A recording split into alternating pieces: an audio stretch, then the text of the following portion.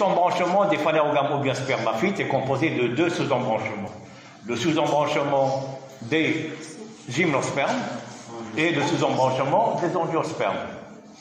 Alors, comment différenciez-vous entre les gymnospermes et les angiospermes?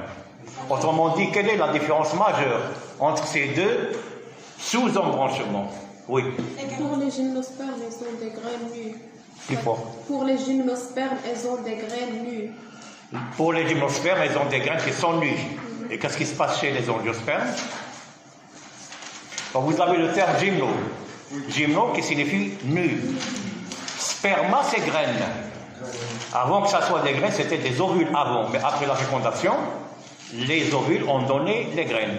Donc les ovules sont nus. Ils ne sont pas protégés comme ceux que l'on trouve chez les angiospermes. Ils sont bien protégés. D'où l'appellation angiosperme. Angio, c'est une cavité dans laquelle sont renfermés les ovules ou bien les graines. D'accord? Donc chez les angiospermes, on trouve des ovules ou bien des graines qui sont bien protégées. Et chez les gymnospermes, les ovules sont non protégées. Alors ça, d'une part. Quel est le point qui différencie également ces deux sous-embranchements, à part la protection? Qu'est-ce qu'est la fécondation? Fécondation chez les angiospermes. D'accord, donc la double fécondation, elle existe chez les angiospermes, alors qu'elle est absente chez les gymnospermes. Mais avant ça, au niveau des organes de reproduction, la fleur ou bien les organes de reproduction, les organes de reproduction chez les gymnospermes, on les appelle comment? Des cônes. Chez les gymnospermes, on parle des cônes. Cônes mâles et cônes femelles. Des cônes qui sont unisexués. Alors que chez les angiospermes, on trouve des organes de reproduction qui sont qui se trouvent bien dans des fleurs. C'est-à-dire, chez les angiospermes, on parle des fleurs. On parle plutôt de véritables fleurs. Donc, chez les gymnospermes, on parle des cônes mâles, cônes femelles. Et chez les angiospermes, c'est des fleurs. Donc, également, c'est une différence qui sépare, par laquelle on différencie entre les gymnos et les angiospermes. D'accord? Alors, ce qu'il faut retenir également, puisque les ovules des gymnospermes sont nus et ne sont pas protégés, alors les espèces, en fait, des gymnospermes ont été exposées aux agents qui ont fait disparaître un certain nombre d'espèces, parce que les ovules sont nus. Les ovules, vous savez que la fécondation, c'est elle qui assure la pérennité des espèces. Des espèces, c'est la fécondation. Donc, s'il n'y a pas des organes de reproduction, si les ovules disparaissent, ce qui fait, il va y avoir disparition de pas mal d'espèces. Et effectivement, au cours des temps géologiques passés, il y avait énormément d'espèces. Il y avait beaucoup d'espèces des gymnospermes, et actuellement, ce nombre a été bien réduit. D'accord? Alors déjà, peut-être en cours, on vous a parlé de certaines classes qui ont disparu complètement. Vous vous rappelez de ces classes? Voilà. Pteridospermopsidés et Chordaitopsidés. Donc deux classes des gymnospermes qui ont été disparues de manière complète. D'accord? Et ce sont des gymnospermes primitifs. À côté même, on trouve une autre classe, bien un autre groupe de gymnospermes qui sont toujours considérés comme étant des gymnospermes primitifs et qui sont représentés actuellement uniquement par deux représentants, à savoir Cycas revoluta et Ginkgo biloba. Donc ce sont deux représentants qui appartiennent à une classe des gymnospermes déjà disparues. Donc la plupart des espèces de cette classe, que l'on appelle les cicadopsidés, bien cicadacées, la plupart de ces espèces ont été disparues, à part deux représentants de cette classe qui restent actuellement et qu'on appelle des espèces reliques. Donc une espèce relique est une espèce qui représente une lignée qui a été déjà disparue. Donc à savoir Cycas revoluta et Ginkgo biloba. Ce sont deux espèces des cicadacées qui représentent les gymnospermes primitifs. Alors, il y a donc des gymnospermes primitifs. En même temps, chez les gymnospermes, on trouve des gymnospermes qui sont à l'intermédiaire. Qui sont à l'intermédiaire et d'autres qui sont évolués. Alors la classe qui se trouve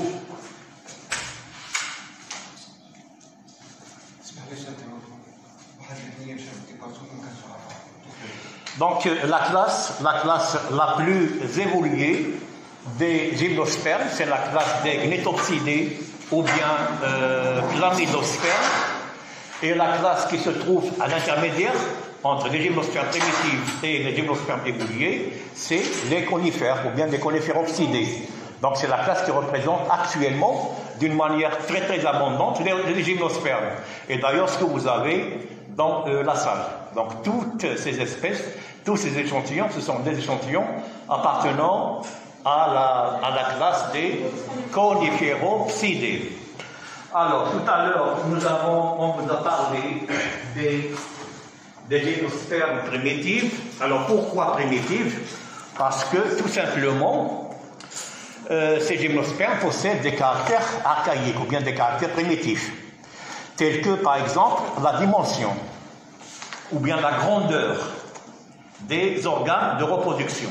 Alors ici par exemple, ce qu'on a ici, c'est un cône, c'est le cône mâle. C'est le cône mâle d'une gymnosperme primitive. Et il s'agit bien ici de Cycas revoluta. Hada est un cône mâle qui est très allongé. Il est très allongé et avec beaucoup, ou bien plusieurs écailles pollinifères.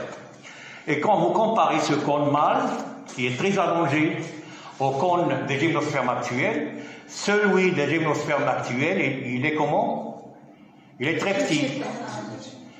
Donc déjà vous savez peut-être que l'évolution se fait dans le sens de réduction, que ce soit du nombre des espèces, que ce soit de la dimension, de la grandeur, etc. Alors ici même, vous avez des ovules. C'est un ovule, c'est une graine maintenant, mais avant c'était un ovule. C'est une graine qui est très géante, très grosse. Alors que chez les gymnospermes actuels, on trouve des ovules qui sont très petits, très courts. Alors les ovules chez les gymnospermes actuels, les ovules se trouvent bien insérés sur la face ventrale des écailles. Alors Hada, c'est un cône, c'est un fruit. Alors pourquoi d'ailleurs on a appelé la classe des coniféropsidés les cônes?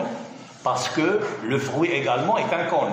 Les organes de reproduction sont des cônes, aussi bien les fruits sont des cônes. Alors Hada c'est un cône, des coniféropsidés, il y a les pins, d'accord? Alors ici, Hada avant que ça soit un cône, un fruit, c'était un cône femelle. Ou Hada c'est des écailles. Et sur la face ventrale de chaque écaille, il y a insertion des ovules. Et ces ovules ont été fécondés sur place et ont donné ça, le fruit. Alors, chez les gymnospermes primitifs, alors en fait, les ovules, ils ne sont pas, même les écailles, je veux parler des écailles, les écailles ovulifères ne sont pas encore bien différenciées chez les gymnospermes primitifs. Alors, elle dit, normalement, elle devait être une écaille. Mais à ce niveau-là, chez les gymnospermes primitives, ça ressemble beaucoup à une feuille végétative. Mais au fur et à mesure, ça va se transformer en écaille. Donc, c'est parmi les caractères primitifs. Donc, ce sont des organes de reproduction de Cycas revoluta, une gymnosperme primitive. À côté, on trouve Gertiobiloma.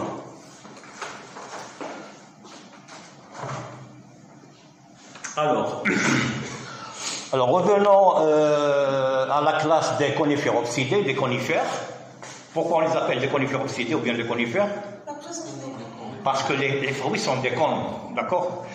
Les conifères, parfois vous trouverez le terme des résineux, donc tout ça c'est pareil. Quels sont, d'après le cours que vous avez pris, quelles sont les différentes familles ou bien les principales familles de la classe des coniféropsidés ou bien des conifères? Les principales familles. Hein? La famille des pinacées, la famille des cupressacées, les taxacées, taxodiacées Orocarias. et arocariacées. Au moins, vous devez retenir 5 principales familles. La famille des pinacées, la famille des cupricacées, la famille des arocariacées et la famille taxacées et taxodiacées. Alors pour la famille des pinacées, à son tour, est composée de 3 principaux genres. 3 principaux genres, lesquels? Pénis, avis, Oui, alors il y a le genre Pénus, le genre Abies et le genre Cédrus.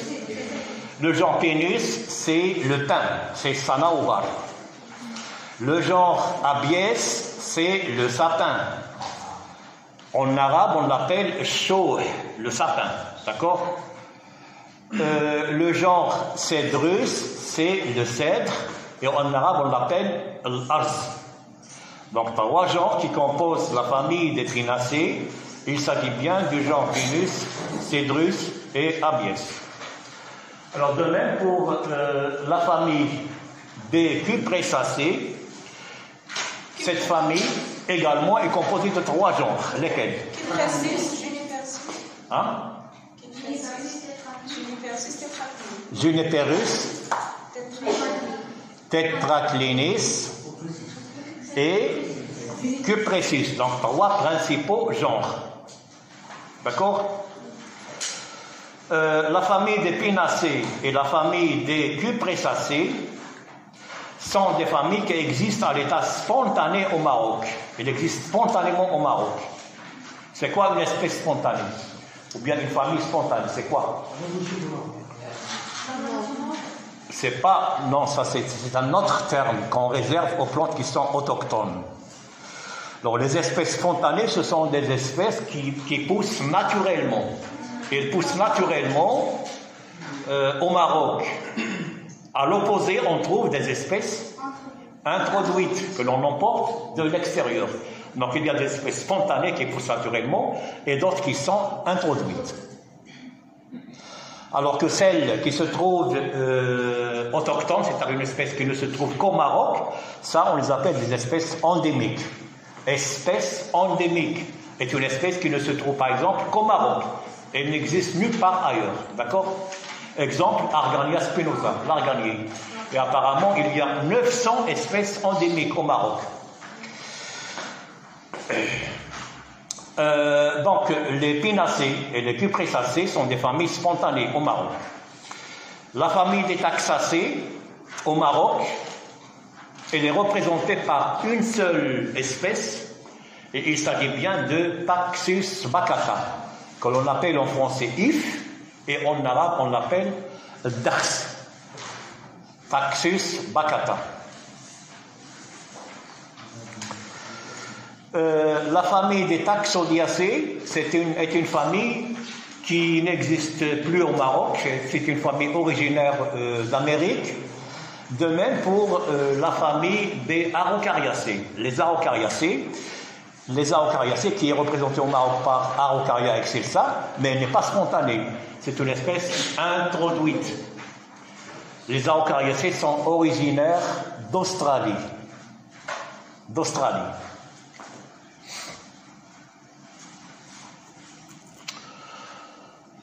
Donc voilà pour les principales familles des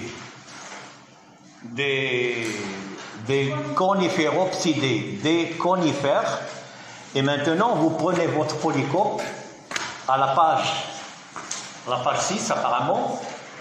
C'est pour lire la clé de détermination. Donc on va étudier la clé de détermination des gymnospermes, la clé des familles et la clé des genres.